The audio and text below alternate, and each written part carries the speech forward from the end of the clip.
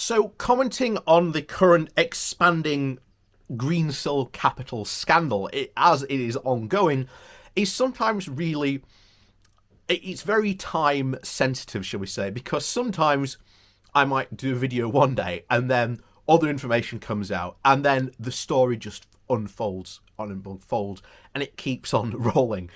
So this may not be the only video we end up doing on Greensill Capital, but I've put off doing a video on it for the time being because I wanted more information to come out. However, we've got to take this, looking at this from a different sort of angle, because this, thinking back to how John Major's government ended, because the public got literally fed up with the amount of sleaze and corruption and scandals coming out of the party. Well, history has a bizarre way of repeating itself. And it's not all that bizarrely surprising, because if you look back to, I think, when the Conservatives first got into power, there were a lot of people warning of the corruption that was going on in the Tory party. And indeed, at the start of, I believe it was December of last year or January, you may remember the hashtag Tory scandals yet to come, warning of insiders and other journalists who were basically saying the current Tory party is so mired in scandals, there is just stuff that you just wouldn't believe yet, that we can't yet publish. And this turns out is one of them. So it may very well be that there are other scandals in the Tory party, and that if this could be a potential thread that maybe even ends up uncovering other scandals that other Tories have been involved with. So this is a direct threat to Boris Johnson and his government.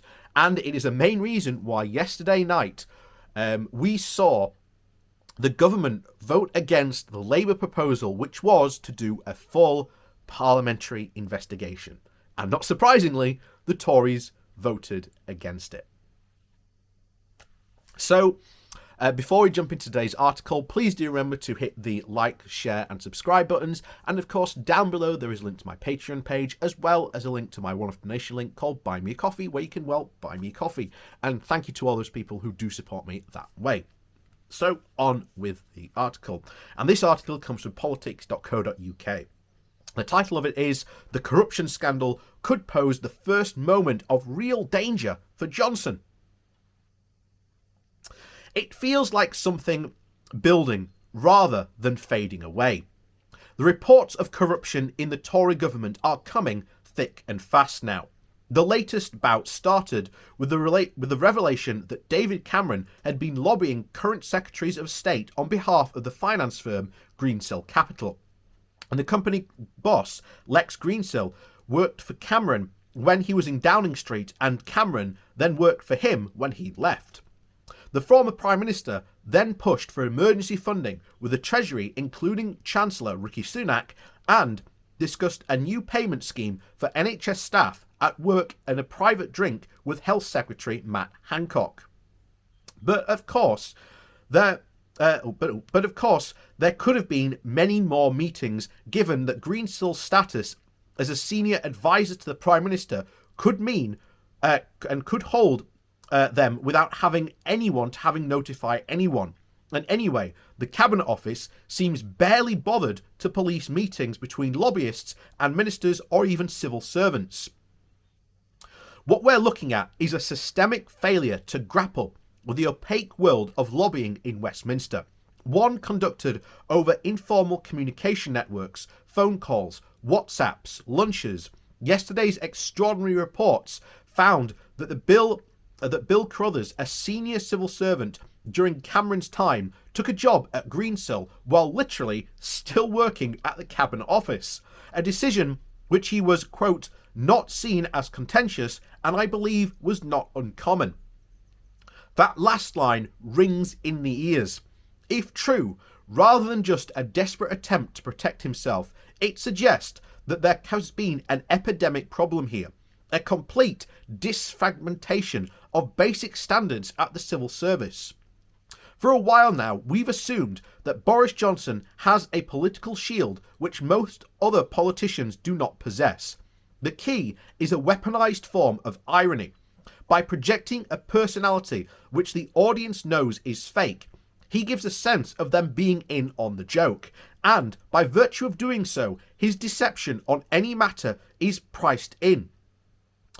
If the government is governing by wink wink nudge nudge, reports of affairs, for instance, or even City Hall investigations into the use of public money on the back of them, therefore could not have a purchase that they would on another politician. And Johnson might be able to shield himself this time too. After all, there's no love lost between him and Cameron, who is getting the lion's share of the blame. And much of the rest is going to the civil service, which the Prime Minister often targets. But there is another possibility. A picture is forming, and it doesn't just cover the current lobbying revelations, but a much broader landscape of cronyism.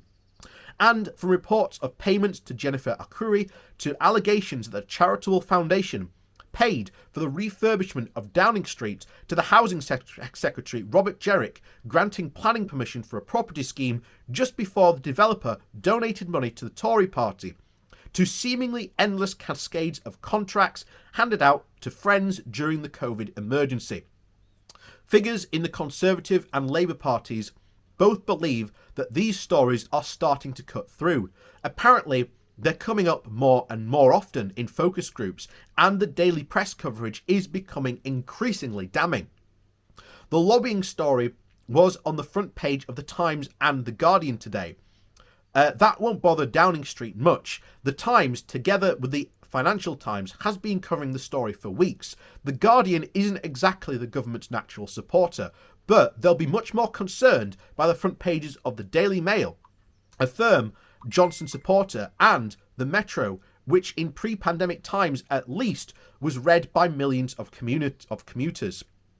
The former splashed today with the Cameron marginalised smeared in lobbying scandal, suggests that he's going to go hell for leather with the story, and later goes with, if it looks a bit fishy Rishi is going to have a certain kind of ring to it. You can imagine it sticking if reports continue to centre on him. And Labour has its own vulnerabilities here. Many of its own senior figures over the years have themselves been involved in lobbying, but it is gunning hard on the issue. Its opposition day motion this afternoon would set to establish a select committee inquiry into the scandal, focusing on figures like Sunak and Hancock to answer questions in Parliament. The government has instructed MPs to vote against it in favour of its more friendly Boardman review, and that might help somewhat to limit the damage, but it also hands Labour vital ammunition, allowing them to argue the government is covering up lobbying rather than addressing it. And this all might very well go nowhere. After all, we're told that we live in a world in which the normal standards of politics no longer apply. Johnson has a magical shield against accusations of hypocrisy. The public are more motivated by cultural values than traditional assessments of politicians and misbehaviour. The press, unfortunately, are fundamentally loyal to number 10. But that's just about possible that we do have overstated all these factors. These stories did not come from angry Twitter accounts calling the government fascists. They came from reporters at mainstream newspapers uncovering cronyism.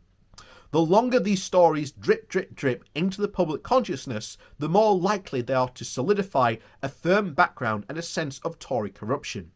And then, who knows, the next colourful story about Johnson might not be met with shrugs of shoulders, but as if it was indicative of a toxic culture which has since overcome Downing Street, Westminster and Whitehall.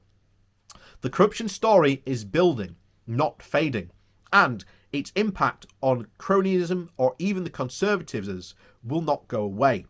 The way in which this helps play out the events yet to come could impact politics massively.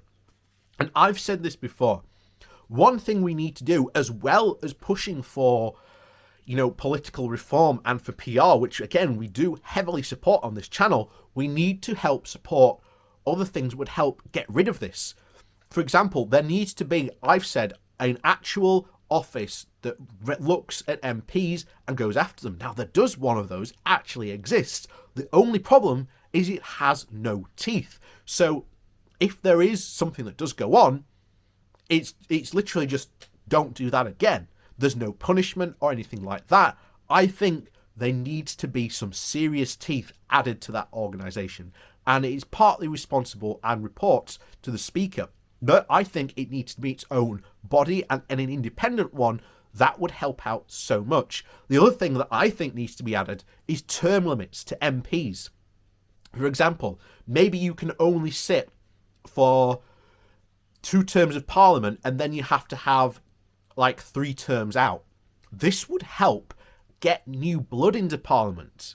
This would help get new ideas into Parliament. This would be like a constant refresh rather than just having the same people over again and again and again. I think that would be something good, and I think this will definitely help out the corruption situation. That way, you don't have the same people sitting on these seats again and again and again. And like I say, this is adding massive ammunition for the Labour Party to start firing. And as we've mentioned before, the Tory party keep on handing the Labour Party sledgehammers. And at this moment, Keir Starmer must have a massive tool shed that is just full of sledgehammers. And he's going to have to crack them out eventually. Now, at the moment, we've said before, I'm a bit disappointed in Starmer, but I understand him holding off because of, again, the current pandemic situation. However, that situation will not last forever. And sooner or later, Starmer, out of his tool shed, is going to be able to roll out an absolute artillery cannon stacked full of sledgehammers and is literally just going to start flinging them. And I encourage him to start flinging them at the Conservatives as fast and quick as they can come, because this will show the public that yes, there is a need not only to reform our voting system, but to reform the whole Westminster establishment in terms of getting the lobbying situation sorted out, and that will help. That will help out massively at the next general election, because that will speak to so many voters. So, like I say, hopefully that will become the case. We'll have to see, wait and see, as always, what happens and how this story develops. Who knows? It could have changed dramatically since then. Like I say, that motion that was mentioned there did get voted down by the Conservatives, which, again, plays to Labour's advantage. Now they can say, well, the Conservatives aren't taking these lobbying allegations seriously. They're trying to whitewash it and hide it behind their own report. So, like I say, we'll have to wait and see. But as they say, 24 hours in politics is a long time. So who knows what could have happened since then. So, as always, thanks for watching. Please do remember to hit that like, share and subscribe buttons. And of course, down below there is a link to my Patreon page and a one-off donation link called Buy Me a Coffee, where you can, well, buy me a coffee. And thank you to all for watching and supporting the channel. And of course, we'll see you all next time.